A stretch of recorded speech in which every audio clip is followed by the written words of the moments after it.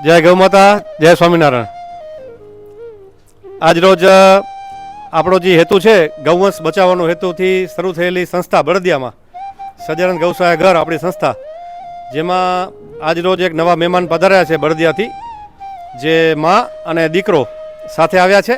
અને એની માને થોડી તકલીફ છે, આ બાજુ ફ્રેક્ચર જેવું છે, તો ડામ પણ આપેલા છે અને લગભગ 1 મહિનો થયો બળદિયાની આસપાસ, જે એમના ઘરની આસપાસ કે જે લોકો રહે છે નીચલાવાસમાં, ત્યાં રોજ ફર્યા કરે અને એ લોકો એને હેલ્પ કરતા હતા, ભૂસો ખવડાવે, ચરો ખવડાવે, પાણી પીવડાવે, અને મહિનો થયો ફર્યા કરતી હતી ગાય બિચારી। તો પછી આજે એ લોકો જાણ કરી કે આને લઈ જાઓ તો સારું, એટલે આપણી સંસ્થામાં તરત આપણે લઈ આવ્યા છીએ અને 350 ઉપર જીવ થઈ ગયા છે। એમ એ મા દીકરો એ પણ આનંદથી જીવશે અને ખાઈ પીને મોજ કરશે અહીંયા કને, અને તમે પણ એની સેવા કરો અને આજુબાજુમાં જે ફરતા જીવો એની સેવા કરો ને,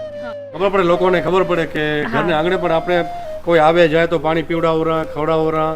અને એને આવકારો। તમે લાકડી મારીને બગાડતા નથી। મારા ઘરની આજુબાજુ ક્યારેક આવી ગાયો હોય, ઘરડી ગાયો હોય,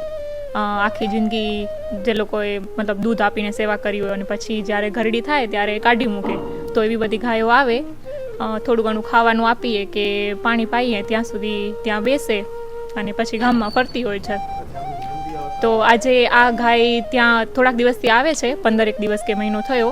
તો પછી હરજીભાઈને જાણ કરી અને એણે 15 મિનિટમાં તરત જ બધું અરેન્જ કરાવી અને અહીંયા મોકલી દીધી। હવે અહીંયા સારવાર લેશે અને આ લોકો જોડે આનંદથી રહેશે।